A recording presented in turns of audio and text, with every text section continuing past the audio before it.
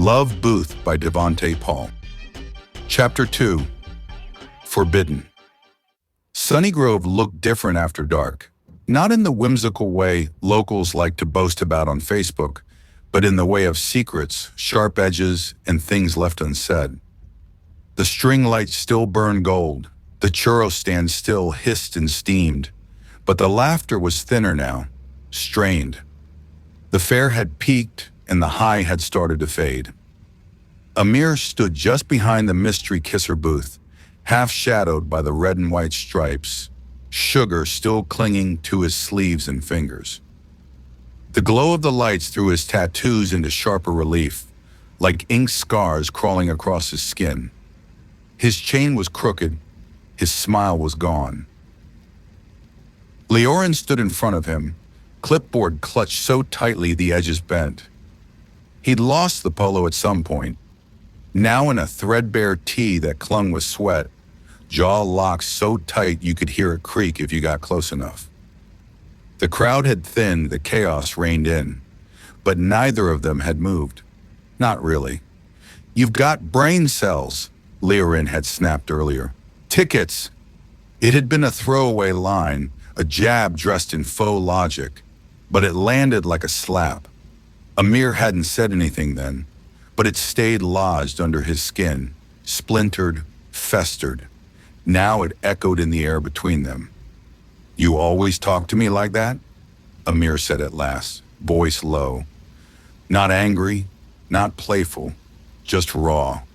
Leorin blinked like he hadn't expected the question, then scoffed, looking away. "Like what? Like I'm your problem?" Leorin's laugh was short, empty. "Don't make this about you. You were late again. You always are. I pick up the slack again. I always do." "Yeah," Amir said, taking a step forward. "You do. And you hate me for it. You pretend you're doing it for everyone, but it's just about control." Leorin bristled. "I run this thing because no one else does." "You run it like it's life or death," Amir shot back, eyes flaring.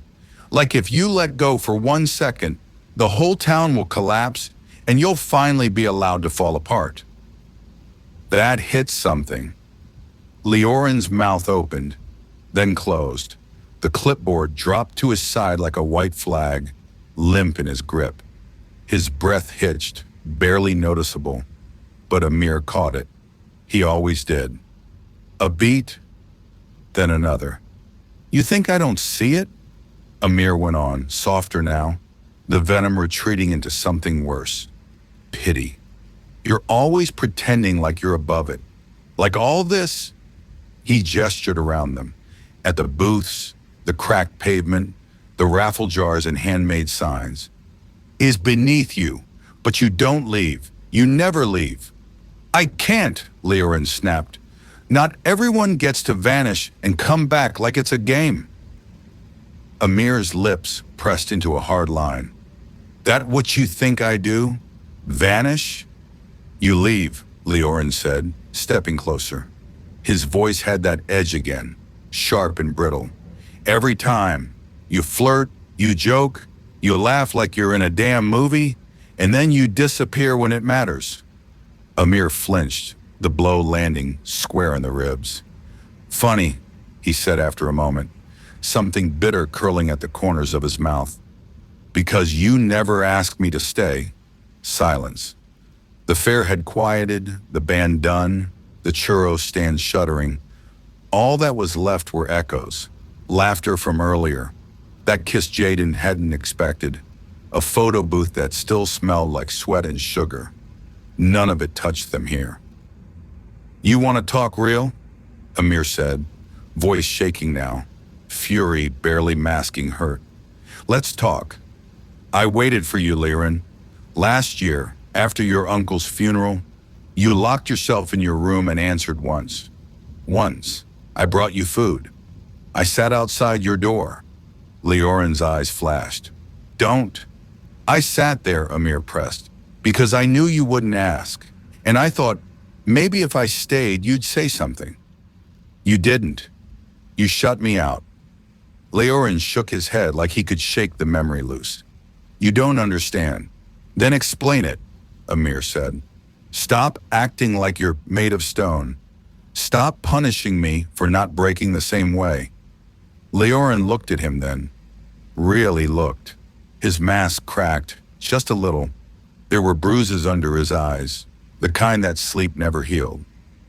His posture sagged for half a second, and behind the tightly controlled anger, there was something else. Fear. Not of Amir, of needing him. I can't need you, Leorin said, barely audible. Why not? Amir asked, his voice breaking open. Why the hell not? Because I hate how easy you make it look, Leorin burst out, stepping forward until there was no space left. I hate how you smile through it. How you're loved without trying. I have to be perfect to be tolerated, and you... His voice cracked. You walk in late with powdered sugar on your damn face and they adore you. Amir blinked. The words stunned him still. So that's what this is? He asked. You hate me because I'm... what? Lucky? Leorin didn't answer. God, Amir whispered, stepping back like he'd been slapped. You're so full of shit, man.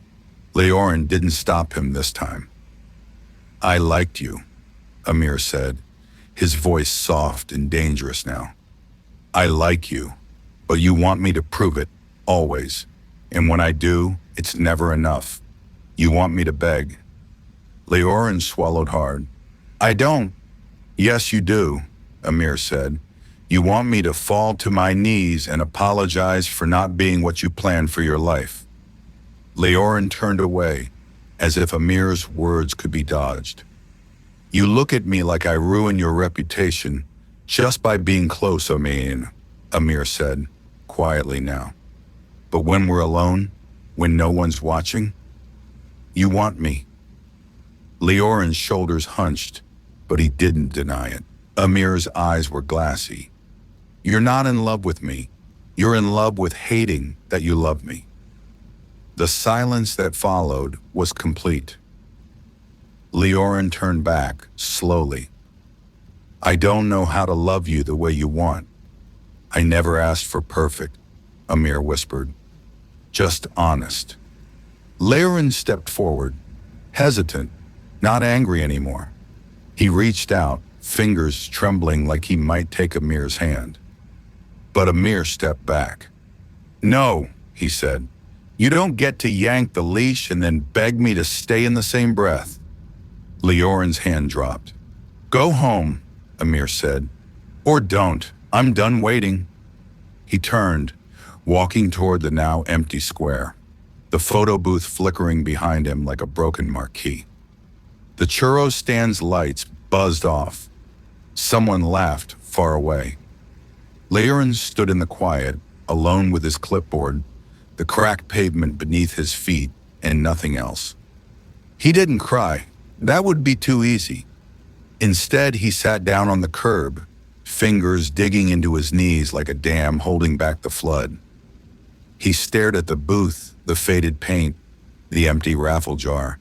He thought of Amir's hoodie, sugar-dusted and warm, his voice, his hands. And he thought, I could have loved him better. But he didn't say it aloud. And by then it was too late.